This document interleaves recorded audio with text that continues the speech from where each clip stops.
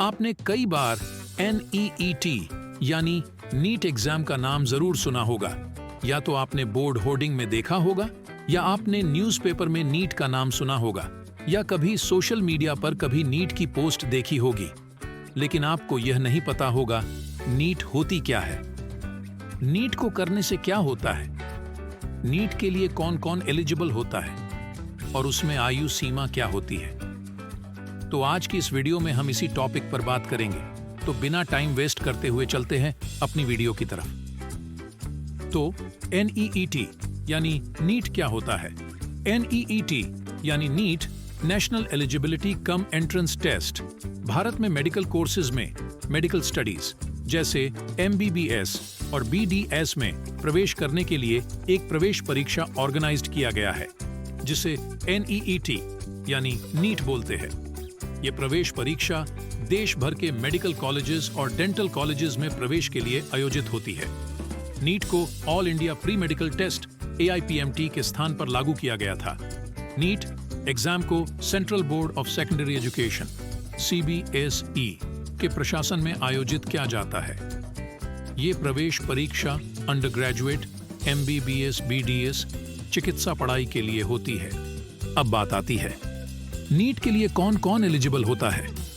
अगर बात करें कि इस टेस्ट को देने के लिए कौन कौन एलिजिबल है, तो एकेडमिक क्वालिफिकेशन में आपको 10+2 इंटरमीडिएट या 12वीं कक्षा या उसके समान स्टार के किसी मुख्य विद्यालय से विज्ञान में फिजिक्स, केमिस्ट्री, बायोलॉजी में प्राप्त हायर सेकेंडरी या उससे अधिक पढ़ाई उच्च माध्यमिक की डिग्री होनी चाहिए। इसके अलावा आपको PCB फिजिक्स, केमिस्ट्री, बायोलॉजी के विषय में अंक प्राप्त होना चाहिए।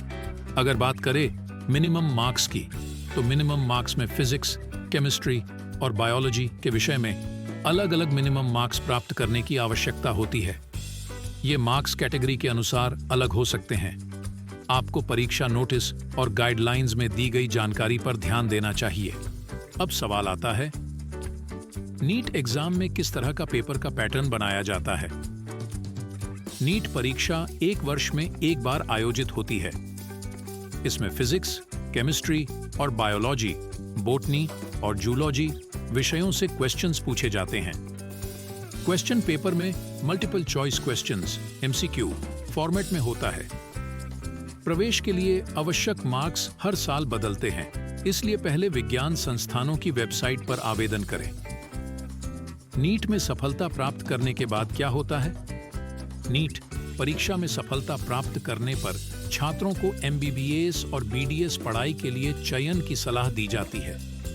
नीट एक महत्वपूर्ण प्रवेश परीक्षा है जिसमें चिकित्सा और डेंटल चिकित्सा पढ़ाई के लिए प्रशिक्षित होने वाले छात्रों को देना होता है। NEET National Eligibility cum Entrance Test के लिए आवेदक को निम्न क्वालिफिकेशन की आवश्यकता होती है। अब बात कर लेते हैं इसमें एज लिमिट क्या होती है। तो एज लिमिट आपकी आयु एज नीट के लिए आमतौर पर एज की सीमा 17 साल से लेकर 25 साल तक होती है। अनुसूचित जाति SC, अनुसूचित जनजाति ST और अन्य पिछड़ा वर्ग OBC के लिए अलग अलग उम्र में रहने का अधिकार होता है।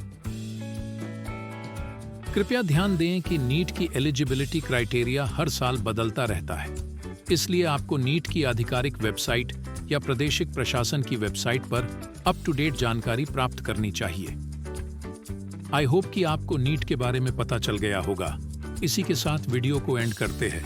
अगर आपको हमारी वीडियो अच्छी लगी हो तो आप वीडियो को लाइक, कमेंट्स, शेयर जरूर करें और चैनल को सब्सक्राइब करना ना भूलें।